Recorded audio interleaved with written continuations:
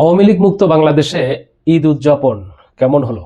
আজকে এনসিপির নেতা নাহিদ ইসলাম তিনি বলেছেন যে আসলে ফেসিবাদ মুক্ত একটি বাংলাদেশে আমরা ঈদ উদযাপন করতেছি।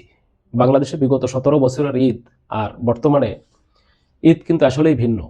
সেই আওয়ামী লীগের সময় তাদের সেই নেতাদের কর্তৃত্ব, আওয়ামী লীগের সেই হস্তক্ষেপ, আওয়ামী লীগ তাদের একচেটিয়া সমস্ত আয়োজনগুলো যেভাবে করত, এখন কিন্তু আর সেইভাবে কিন্তু বাংলাদেশে ঈদ উদযাপন হচ্ছে না। সমস্ত রাজনৈতিক দলমত নির্বিশেষে আমরা মনে করি সকলে একটা সমান সুযোগ পাচ্ছে, যেখানে কোনো একটা রাজনৈতিক দলের একক কর্তৃত্ব কিন্তু বাংলাদেশে দেখা যাচ্ছে না।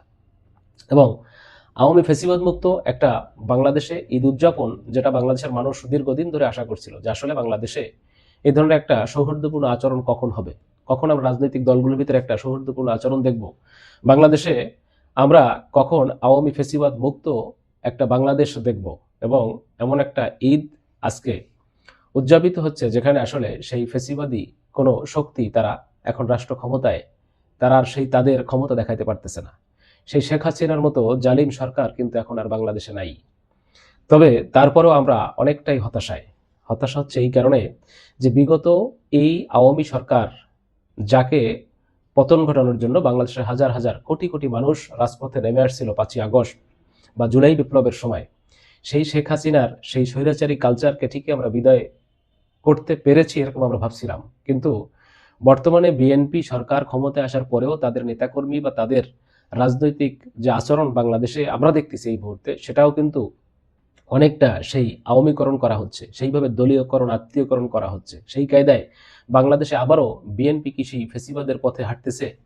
বাংলাদেশে যদিও আমরা মনে করি যে এখন স্বৈরাচার মুক্ত ফেসিবাদ মুক্ত একটা বাংলাদেশ, কিন্তু বিএনপির কর্মকাণ্ড দেখে নির্বাচনের পরবর্তীতে তাদের যে অবস্থাগুলো আমরা দেখতেছি, তারা যেভাবে গণভোটকে নিয়ে অস্বীকার করতেছে, তারা যেভাবে বাংলাদেশে জুলাই বিপ্লবকে নিয়ে তারা যে এখন তার বিরোধিতা করতেছে, এই জুলাই সনদ বাস্তবায়ন নিয়ে যেভাবে তারা বিরোধিতা করতেছে, এবং বাংলাদেশে আওয়ামী লীগকে পুনর্বাসনের জন্য তাদের ভিতরে যে চিন্তা চেতনা আমরা বিগত 1.5 বছরে দেখলাম, তাতে বাংলাদেশে বিএনপিকে আবার সেই আওয়ামী লীগকে ফিরিয়ে আনতে চায়, নাকি আবার নতুন করে বাংলাদেশে আওয়ামী লীগের মতো করেই তারা ফেসিবাদ হিসেবে বাংলাদেশে আবির্ভূত হতে চায়।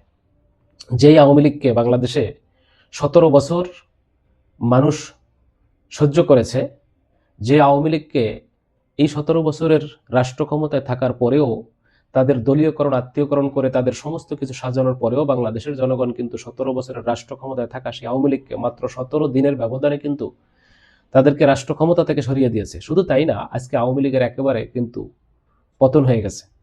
শেখ হাসিনা একামাত্র পতনের সাথে সাথে তাদের দলীয় নেতাকর্মী সব দেশ ছেড়ে পালাইছে।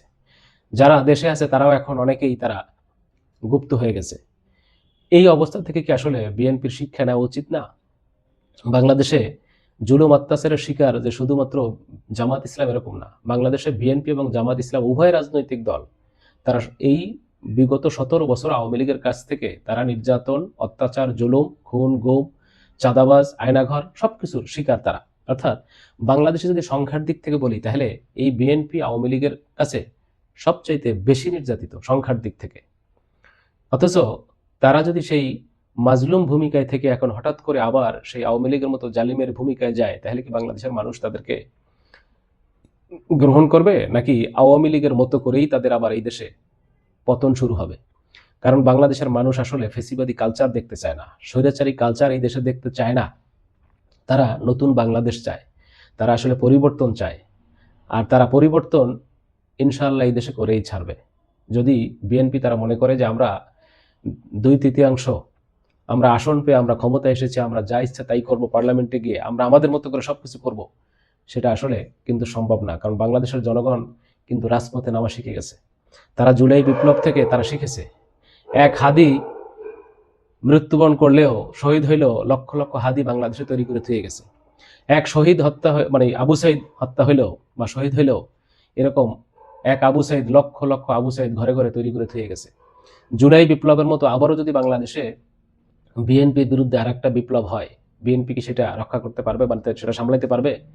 তবে বিএনপিকে উচিত বিগত এই আওয়ামী লীগের ভুলগুলো থেকে তাদেরকে শিক্ষা নেওয়া। অর্থাৎ আওয়ামী লীগ যা যা বিগত 17 বছরে করেছে, এই ধরনের কোনো কালচার যেন আসলে তারা না করে। কিন্তু আমরা দেখলাম কি নির্বাচনের পরবর্তীতে 12ই ফেব্রুয়ারির পরে 1 মাসের ভিতরে তারা যেভাবে তাদের দলীয়করণ করতেছে বিভিন্ন জায়গায়, এই যে সিটি কর্পোরেশনে প্রশাসক নিয়োগ দিয়েছে, জেলা পরিষদে বিভিন্ন জায়গায় প্রশাসক নিয়োগ দিয়েছে, বিভিন্ন এই যে বিশ্ববিদ্যালয়ে ভিসি নিয়োগ দিয়েছে তাদের দলের নেতাকর্মীদের ভিতর থেকে। এটা আমরা মনে করি খুব হতাশাজনক, এবং বিএনপির কাছ থেকে এই ধরনের আচরণ বাংলাদেশে কেউ পছন্দ করতেছে না। বিএনপির এই সমস্ত কারণগুলোই তাদেরকে হয়তোবা আবার সেই ফ্যাসিবাদের দিকে নিয়ে যেতে পারে। আবার সেই বিএনপির পতন হয়তোবা এই সমস্ত কারণেও হইতে পারে। এজন্য বিএনপিকে বাংলাদেশের জনগণের পালস বুঝে বাংলাদেশের রাজনীতি করা দরকার। জনগণের বিরুদ্ধে গিয়ে, এই রাষ্ট্রের বিরুদ্ধে গিয়ে তারা যদি মনে করে যে আমরা যা ইচ্ছা তাই করব, এটা আদৌ সম্ভব না। এই জায়গা থেকে তাদেরকে অবশ্যই ফিরে আসতে হবে। বিএনপিকে বুঝতে হবে যে আমরাও একটা সময় জালিমের জুলুমের শিকার হয়েছি, অতএব সেই মাজলুম অবস্থায় থেকে এখন জালিমের ভূমিকায় যাওয়া যাবে না। আর মাজলুম থেকে যদি কেউ জালিম হয় সেটা সবচেয়ে ভয়ঙ্কর হয়, এটা আমরাও জানি। অতএব যারা বিগত 17 বছরে মাজলুম ছিল তাদেরকে এই জায়গা থেকে শিক্ষা নেওয়া উচিত। আর যদি তারা শিক্ষা নিতে না পারে তাহলে বাংলাদেশের জনগণ তাদেরকে কিন্তু আওয়ামী লীগের মতো করে শিক্ষা দেবে। অতএব বিএনপি এখন কোন পথে হাঁটবে এটা বিএনপিকে ভাবতে হবে। তারা কি দেশ ও জনগণের পক্ষে কাজ করবে, নাকি আওয়ামী লীগকে অনুসরণ করে তারা আওয়ামী লীগের মতো করে বাংলাদেশে দীর্ঘস্থায়ীভাবে রাজনীতির কৌশল অবলম্বন করবে? তবে বাংলাদেশের জনগণ কিন্তু সেই সুযোগ দেবে না।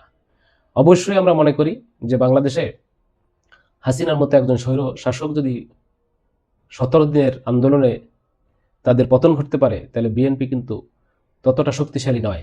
বিগত 17 বছরে বিএনপির রাজনীতির ইতিহাস বাংলাদেশের মানুষ বেশ ভালো করে জানে। অর্থাৎ বিএনপিকে সেইটা মাথায় রেখে জনগণের চিন্তা চেতনাকে মূল্যায়ন করে গণভোট, জুলাই সনদকে বাস্তবায়ন করা সহ তাদের এই সমস্ত বিষয়ের প্রতি তাদের লক্ষ্য রাখা উচিত। এবং যদি দীর্ঘদিন এই দেশের জনগণের ভালোবাসা পেয়ে রাষ্ট্র ক্ষমতায় থাকতে হয় তাহলে এটাকে মূল্যায়ন করতেই হবে। প্রিয় দর্শক শ্রোতা, আপনাদের কোনো মতামত থাকলে অবশ্যই কমেন্টসে জানাবেন। আশা করি ভালো থাকবেন ইনশাআল্লাহ। খোদা হাফেজ।